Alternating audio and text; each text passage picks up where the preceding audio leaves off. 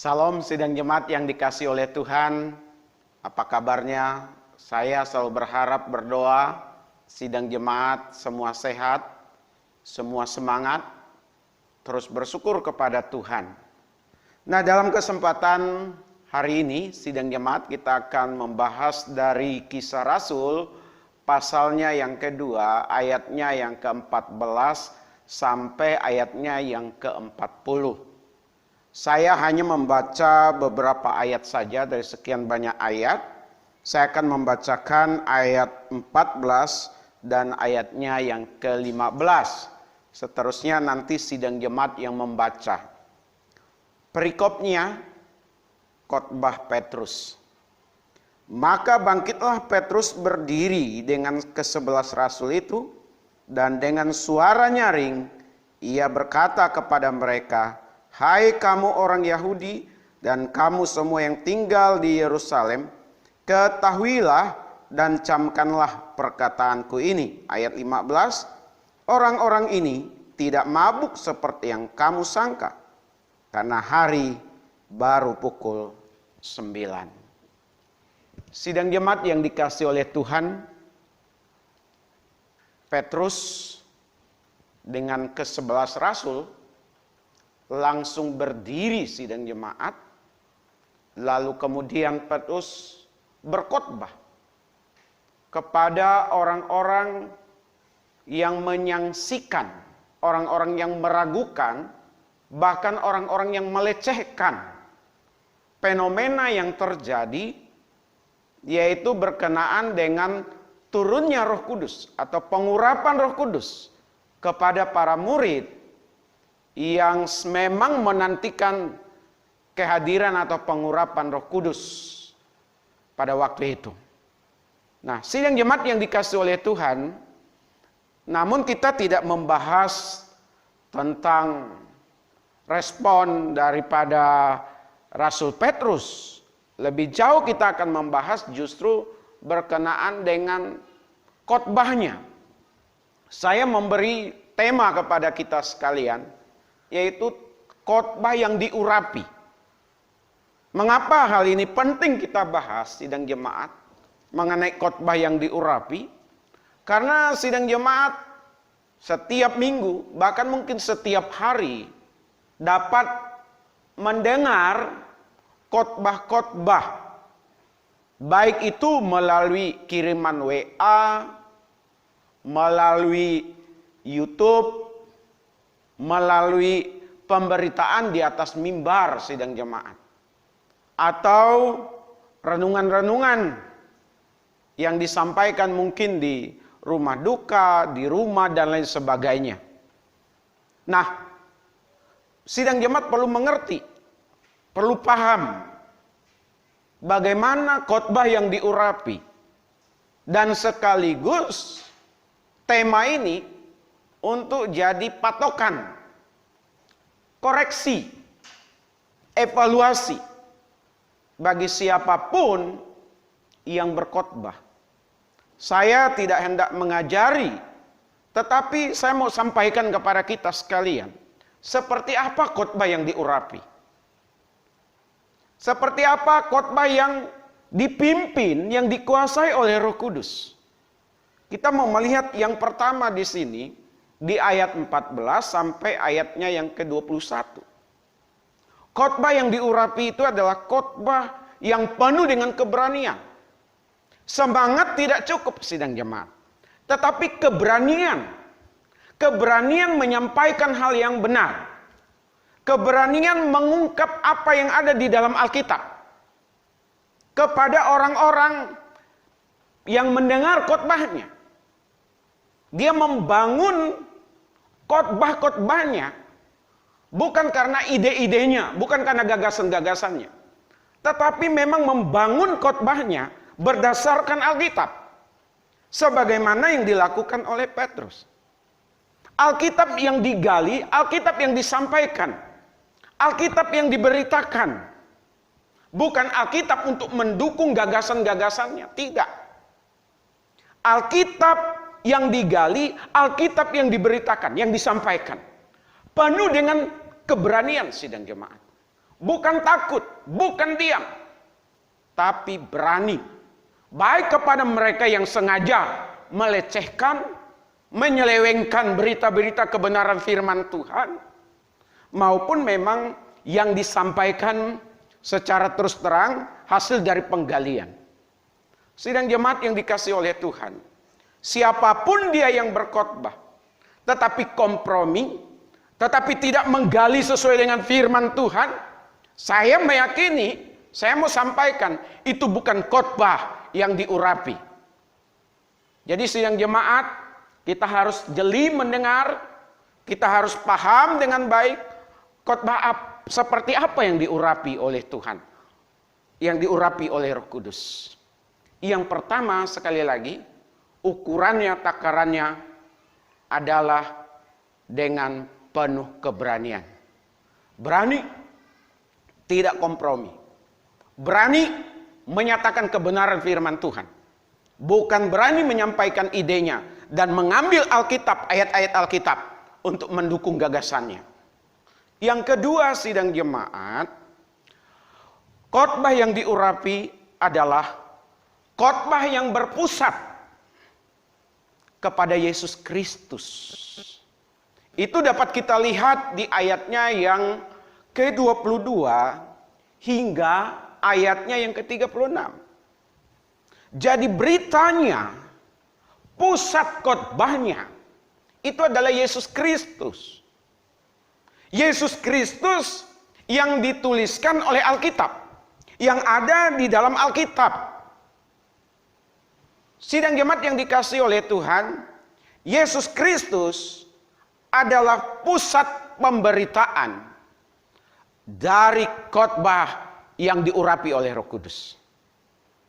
Yesus Kristus yang adalah utusan Tuhan. Yesus Kristus yang ada dalam rencana Allah, di dalam karya penyelamatan orang-orang yang memang sudah jatuh dalam dosa untuk bisa selamat. Yesus Kristus harus menderita, sidang jemaat. Yesus yang diberitakan adalah Yesus Kristus yang menderita sengsara. Yesus Kristus yang mati di atas kayu salib. Yesus Kristus yang bangkit dari kematian. Yesus Kristus yang dimuliakan oleh Allah. Itu adalah inti, itu adalah pusat dari khotbah yang diurapi. Kalau bukan Yesus Kristus yang diberitakan di dalam khotbahnya, saya mau katakan itu bukan khotbah yang diurapi oleh Tuhan. Jadi sidang jemaat yang dikasihi oleh Tuhan, boleh kita mendengar khotbah dari manapun, boleh kita mengetahui khotbah dari manapun, dengan cara apapun, tetapi ingat, kalau bukan Yesus yang diberitakan, bukan Yesus yang menjadi pusat dari pemberitaan khotbah itu bukan khotbah yang diurapi oleh Tuhan. Boleh saja dia mengupas yang lain. Apakah dia dalam kupasannya membawa pendengarnya kepada Yesus Kristus? Misalnya dia berkhotbah tentang keluarga, berkhotbah tentang berkat, berkhotbah tentang bagaimana memotivasi diri dan lain sebagainya, sidang jemaat. Boleh-boleh saja dia berkhotbah seperti itu. Tapi apakah Yesus yang dikhotbahkan di dalam khotbahnya tadi? Dengan tema-tema yang dia bangun, dengan tema-tema yang dimunculkan, sidang jemaat. Kalau bukan Yesus yang diberitakan, itu bukan khotbah yang diurapi oleh Tuhan.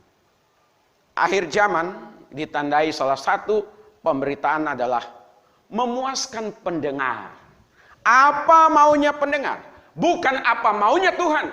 Bukan apa maunya Roh Kudus. Ingat itu sidang jemaat.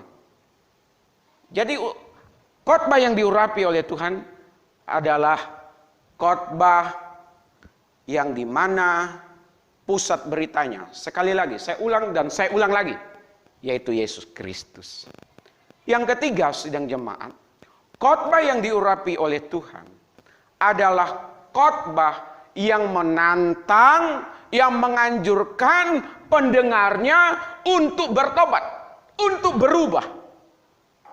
untuk percaya dan hidup di dalam Yesus.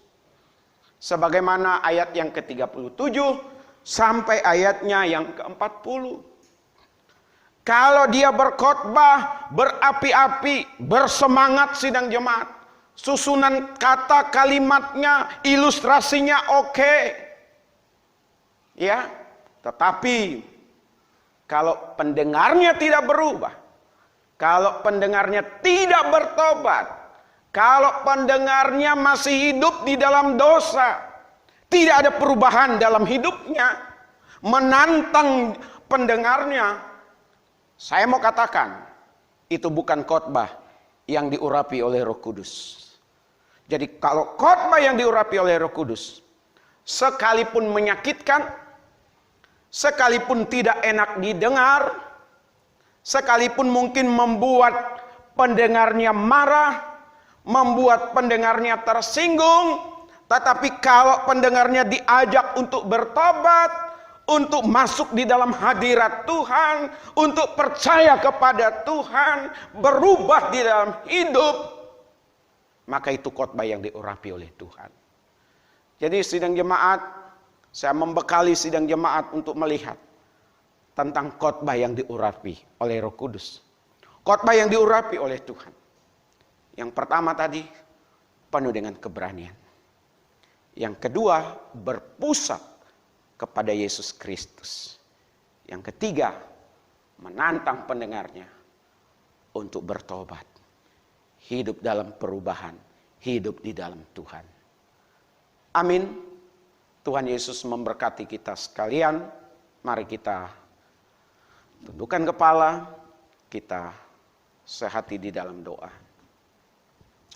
Bapa di sorga, hari-hari belakangan ini begitu banyak yang kami bisa dapatkan mendengar khotbah-khotbah, baik itu di siaran radio, lewat video yang ada di WA, lewat YouTube, lewat persekutuan-persekutuan, lewat ibadah-ibadah yang dimana sidang jemaatmu atau kami hadir. Namun kami hari ini dilengkapi untuk kami jeli, mendengar, melihat, mengetahui khotbah-khotbah yang ada. Mana khotbah yang dibangun berdasarkan ide gagasan manusia untuk memenuhi keinginan pendengar. Mana khotbah yang berasal dari Tuhan yang ada di dalam urapan Tuhan. Biarlah kami jeli dan kami hanya boleh mengikuti akan khotbah yang diurapi oleh Roh Kudus. Yang penuh dengan keberanian, yang bersentral atau berpusat kepada Kristus, yang menantang pendengarnya untuk bertobat, untuk ada dalam perubahan dan hidup di dalam Tuhan. Sebagaimana yang dilakukan oleh Petrus di tengah-tengah orang yang menyangsikan, orang-orang yang melecehkan, orang-orang yang tidak suka dengan kehadiran para murid yang diurapi oleh Roh Kudus. Terima kasih, berkati kami sekalian Tuhan. Mampukan kami untuk menjalani hari-hari yang ada. Hamba-Mu berdoa untuk kami semua. Biarlah kami makin hari makin berhikmat. Makin hari makin berani menjalani kehidupan dengan penuh penyerahan kepada Tuhan. Dan tetap percaya kepada Tuhan. Bahwa Tuhan akan memelihara kami. Membuat masa depan kami dan keluarga kami, keluarga besar dari setiap sidang jemaat-Mu, ke arah yang lebih baik. Tangguh, kuat, sabar, tidak mudah menggerutu, tidak mudah bersungut-sungut, tidak mudah menyalahkan Tuhan, dan tidak sama sekali.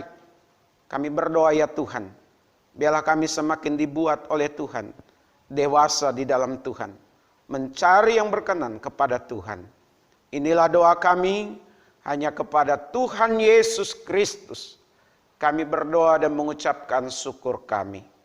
Mari sidang jemaat kita bersama-sama mengucapkan doa Bapa kami.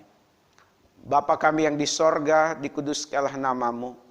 Datanglah kerajaan-Mu, jadilah kehendak-Mu di bumi seperti di sorga. Berilah kami pada hari ini makanan kami yang secukupnya. Dan ampunilah akan kesalahan kami, seperti kami juga mengampuni orang yang bersalah kepada kami. Dan janganlah membawa kami ke dalam pencobaan, tetapi lepaskanlah kami daripada yang jahat. Karena Engkau yang punya kerajaan dan kuasa dan kemuliaan sampai selama-lamanya. Sidang jemaat yang adalah milik Tuhan, kekasih-kekasih dari Tuhan Yesus, arahkanlah hati dan pikiran dan terimalah berkat yang daripada Allah. Adapun kasih karunia dari Bapa kita di sorga, damai sukacita di dalam Tuhan Yesus, pimpinan penghiburan dari Roh Kudus, menyertai kita sekalian hari ini, besok, bahkan sampai selama-lamanya. Amin.